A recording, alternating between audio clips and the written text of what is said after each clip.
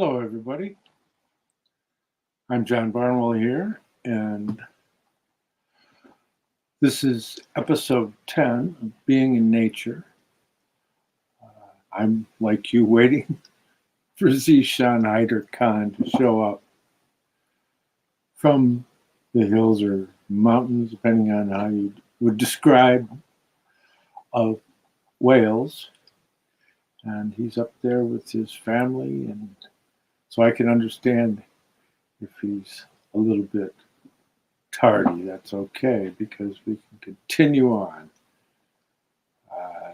By the way, Douglas Gabriel just made a quite brilliant video on the Inklings, that legendary coterie of people that converged in the pubs and thereabouts of Oxford in England and brought such great minds together like J.R.R. Tolkien and C.S. Lewis, Owen Barfield, Charles Williams, and it's just a wonderful nexus of creativity there. So go check that out.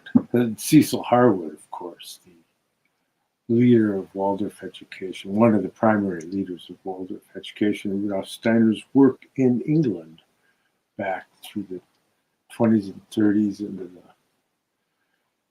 40s and whatnot. Just this whole creative surge came out of the British Isles. There was a lot going on in various different groups amongst the theosophists, the anthroposophists, all of that. And one of the most interesting developments coming out of that, of course, is the biodynamic gardening movement. And so I like to chat with Zeeshan, is that although technically not a completely trained, shall we say, biodynamic gardener, he's the greatest training of all is actually doing it. And he's been working with almost entirely subsistence farming now in his nice little farm out in the mountains of Wales. And so him and his family and children have been benefiting from living off the land. And that's a beautiful thing. In my mind, if you look back on certain key figures, one of which is T.S. Eliot, because he's an American, actually, even though he came and launched his career to a large extent out of Britain. He belonged to the Church of England and was one of the greatest voices in that modernist movement in literature, giving voice to Christian impulses. But as we know, and I've discussed elsewhere, that he acknowledged in a radio broadcast in Germany, that was like late in his life, that he saw the future as being most viable along the lines of the work of Rudolf Steiner. And that's very telling because he was friends with Owen Barfield, and there's their association. Faber and Faber was a publishing house that Barfield had association with, likewise T.S. Eliot as editor. But his four quartets are considered by many the paramount classic expression of the modernist movement within the Christian poetic stream. So that's a very interesting blending of elements. But T.S. Eliot himself had said that he attributed a great deal of his ability to rest with insights, and I'm just paraphrasing here, of course, but that he attributed it to that he, at a young age when he lived in the United States, he was out in nature. And so that is a very telling remark, and in keeping with, of course, the name of the, I think that Haider might be Zeeshan might be off somewhere, with his kids. Who knows? Maybe he's thrown off on the time. Oh well. We'll chat a little bit. If he doesn't show up, I can reschedule with him, of course. But anyways, where was I? So T.S. Eliot.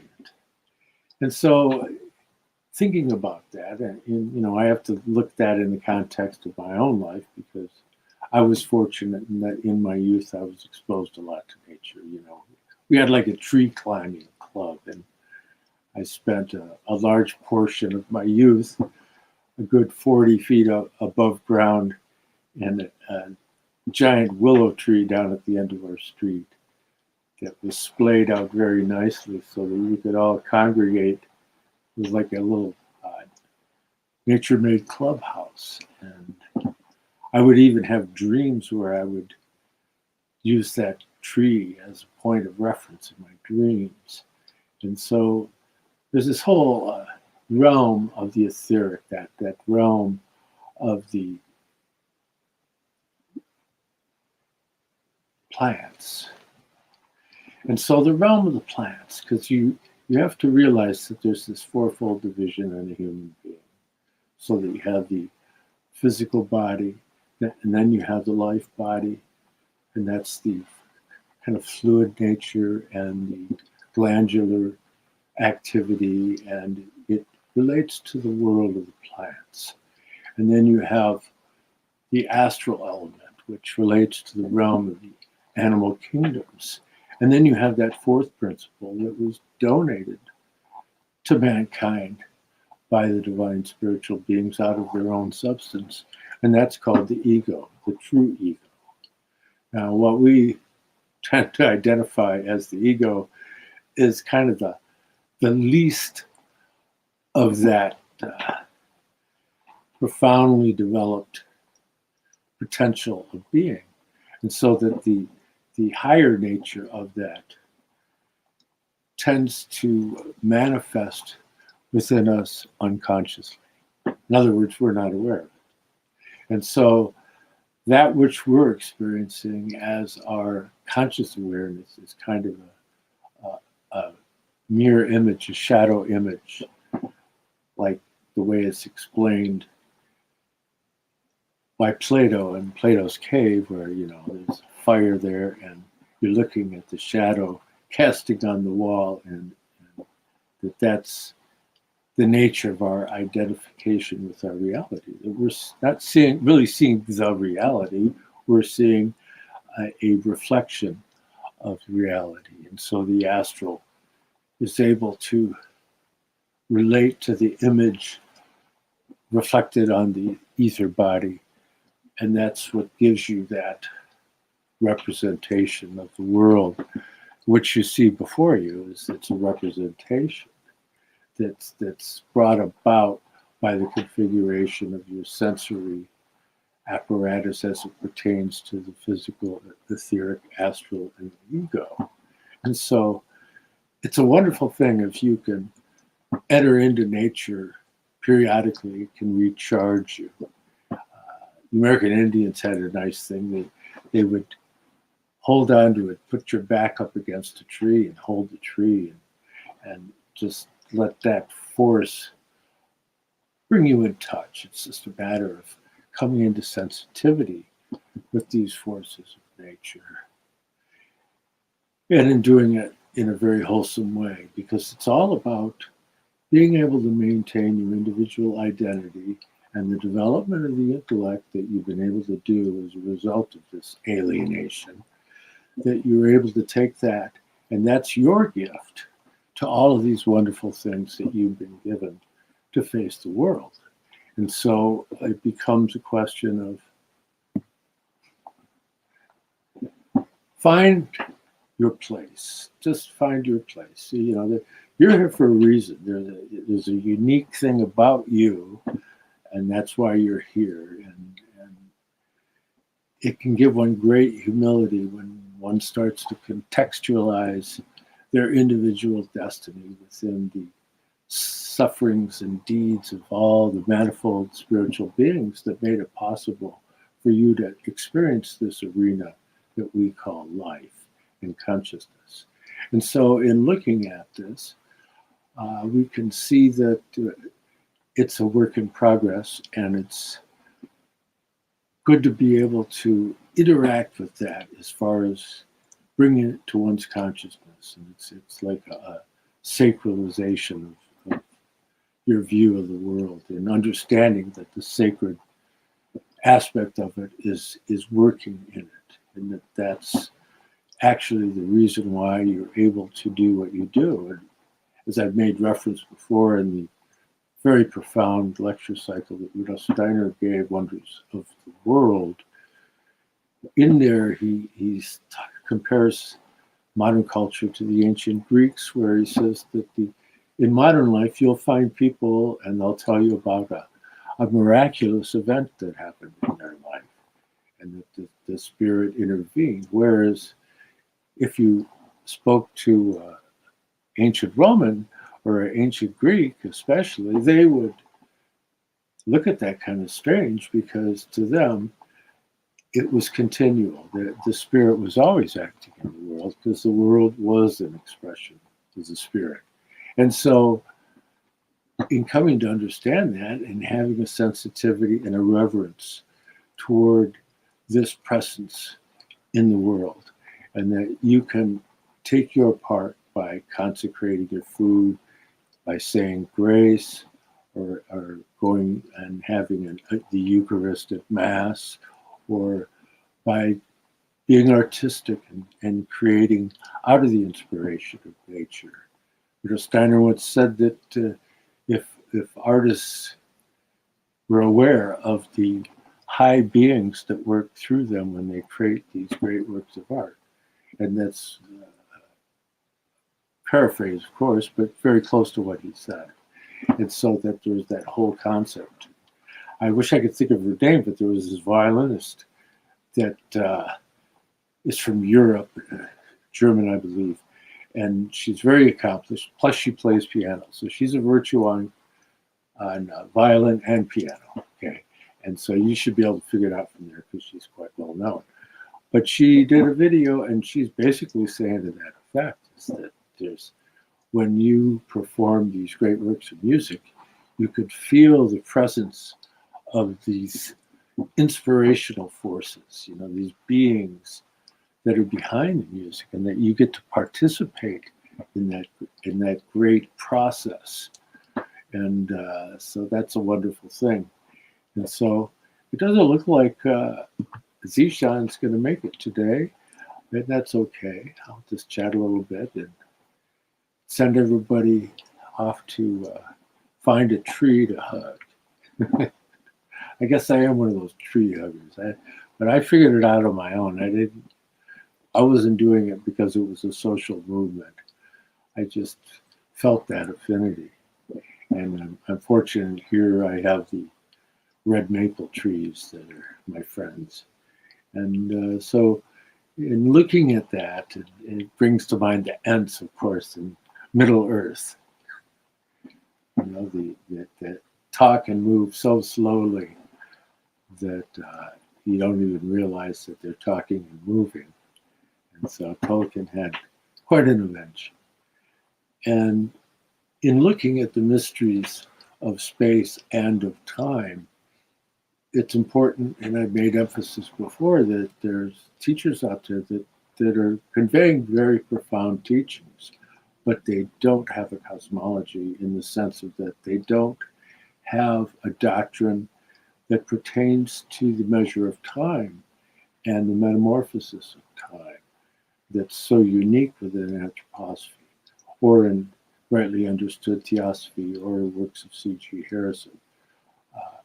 And Valentin Tomberg, earlier in his career, he focused on that, although he moved away from it later in life when he became more of a neo-Catholic Hermetic, or neo-Hermetic Catholic, or however you want to describe it, which is a path in and of itself, but just know that he's not really dealing with the cosmological aspects of the teaching. But nonetheless, he is using the 22 trumps of the tarot, as I do in my first book, and second book, in being able to use that as a storyboard for the cosmic correspondences, so to speak, so that one has a memory theater. It's the art of memory that is the key aspect of the Rosicrucian stream in Western mysteries history. And so being able to come into relationship with these 7 moods of soul and 12 philosophical viewpoints, and to just gain a vantage point, even if it's just from, you don't really go in depth with it, you get the gist of it. You're getting an inkling, as they say, that it can help you balance your world. And the Christ impulse, it's very clear from Rudolf Steiner's work, is all about balance. And so in finding this balance, it enables one to be able to move through life most gracefully and hopefully with reverence. And so that'll give you a little food for thought. And so if you're so inclined, you could still get my second book. It's Arcana of Light on the Path on eBay, and with a foreword by the noted Strasser, Star Wisdom master and psychologist William Bento, the late Willie Bento, good friend. And but you can download a free PDF of his foreword to that down below. And also we have the Arcana of the Grail Angel, which I'm in the process of working out, getting it reprinted. It's got a foreword by my good friend Douglas Gabriel from American Intelligence Media. And so I'll let you know when that becomes available. Probably going to split it up into several pieces because it's 640 pages. So that's quite a large thing to insert into a print-on-demand type system. And so I'm still exploring that, but I appreciate the help in working on that with James and Marilyn, the originator of the Rudolf Steiner Online Archive, and he's continuing on with his e.Lib.com endeavor, which is working towards getting untranslated works of Rudolf Steiner into English in a printed form. So that's a wonderful project going on there, and there's links for that below, and all kinds of Rudolf Steiner endeavors. So in closing, I'll say to you that as we move into Michaelmas, the festival of the fall, it's really a time of centering, because that's a time that is representing the striving. With the sword of Michael, you can hold back. You're not trying to slay these lower denizens. You're just holding them at bay. So you have Lucifer coming down on you, wanting you to go into the formless realms, and Ahriman from below wanting to encase you in a technological matrix. And so in between the two of those, holding them at bay, that's your system of balance that can be found through the Christ impulse. But the language of that equilibrium is the language of time. It's a cosmological language.